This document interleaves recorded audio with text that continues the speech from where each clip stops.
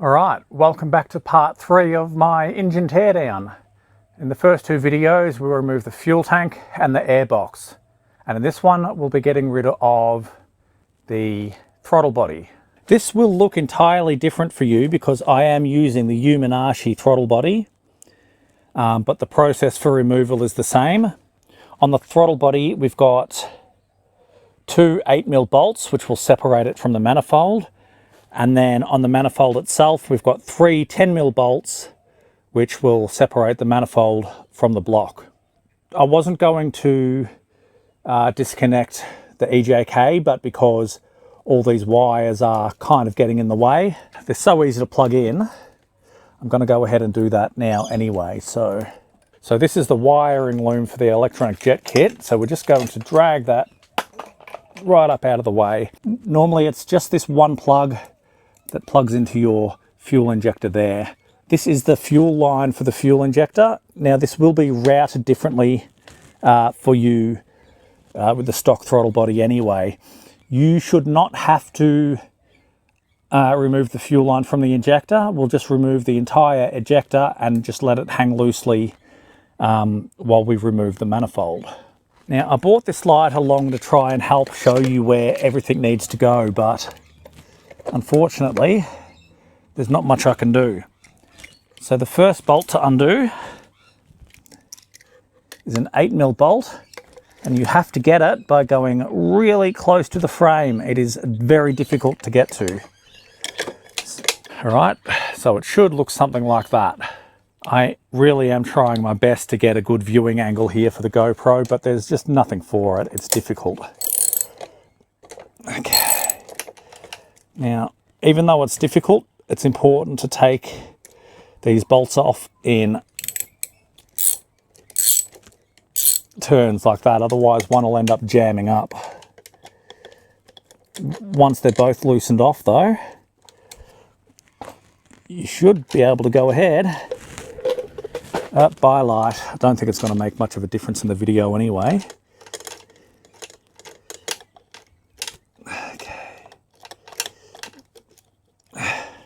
So there's one bolt that goes in my mouth for now. There's two bolts. We have to unplug the loom, which is a little bit difficult. Right up in here, behind this rubber, this is your air temperature sensor, this is your throttle control sensor, and this is your fast idle solenoid loom. Now, it is just another pull plug, but it is particularly difficult to get in there. I like to undo the throttle body first because if I can reach around, I can push it in such a way, that I can get my fingers around the clip. All right, GoPro gets to take a back seat here because I can't do this while balancing a GoPro on my knee. Okay, so that's all it is. It's as theoretically simple as pushing this tab down and pulling. So just pull your dust cover back up over there. Now the only thing holding the throttle body in place now is the throttle cables. Now arguably you could remove the cables first, but it doesn't matter. And technically you don't have to remove the throttle body, but we're going to do it just to keep everything neat up around here. Okay, so just wind that around, pop it out,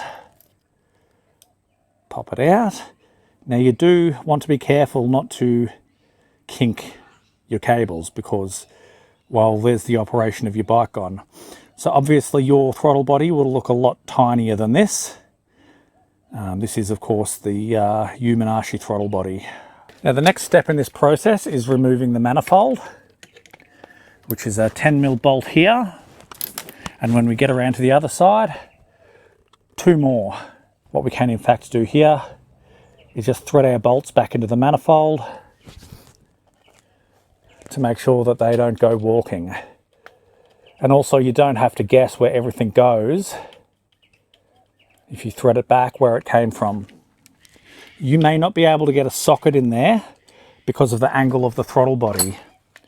So just to avoid stripping bolts, I have to use this spanner on the other side for the same reason. We're just going to go ahead with our 10mm spanner. Okay, so there's one. We're going to take this around the other side now. Now, there are no two ways about this. You've got to undo both of these bolts. Start with the bottom one, otherwise you'll be doing the top one a quarter turn at a time.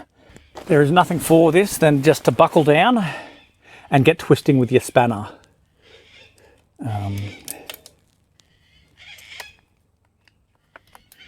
By Jove, I do believe the bottom one was loose. There was not much holding that one in at all. Which means I may have to check the threads on this aluminium. So that was the bottom one out. Now we don't have, or maybe, we may not have clearance to get the ring spanner in around, but we'll give it our best shot. Yeah, we do. We're going righty-tighty, aren't we? Why are we going righty-tighty, Nikki? Don't over-tight your bolts.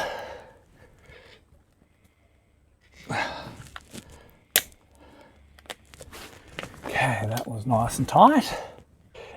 It is just a slow and laborious process. And it's probably the hardest part about removing it because it's so difficult to get in there.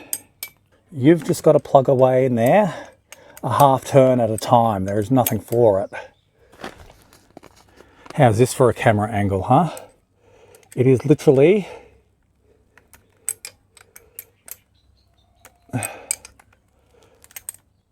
one turn at a time. Now I can get it out. Okay, now it is important that you're careful here to remove this insulator piece. Now, the fuel injector here should just lift straight out so long as I can use two hands. The injector's not going to lift out until I actually physically remove the bolt. What am I doing? Remove the bolt first. This is the injector assembly. You can just leave this hanging. The only thing now to do is to remove this breather hose, like so. Now that is our manifold removed. Now at this point, I recommend getting some paper towel and shoving it down in there because that is direct access to the piston. And even though it's going to be gross in there, we still don't want anything getting in there. Now this bottom bolt, it's not hyper important. It is just a redundancy for holding the fuel injector in place, which literally just sits there. The only thing holding it in is that bracket. This is the bottom bolt, which looks threaded. It definitely needs replacing. Oh no, they're completely chewed out. Okay, good to know. I've had this manifold on and off that many times that I've threaded the aluminium in there. So I'm going to have to come up with a solution, and it's probably just going to be a load of Loctite. That was how to remove the throttle body. I'm not going to do a how to do the exhaust because it's literally these two bolts and this bolt, and it slides off. We'll do that as part of removing the cylinder.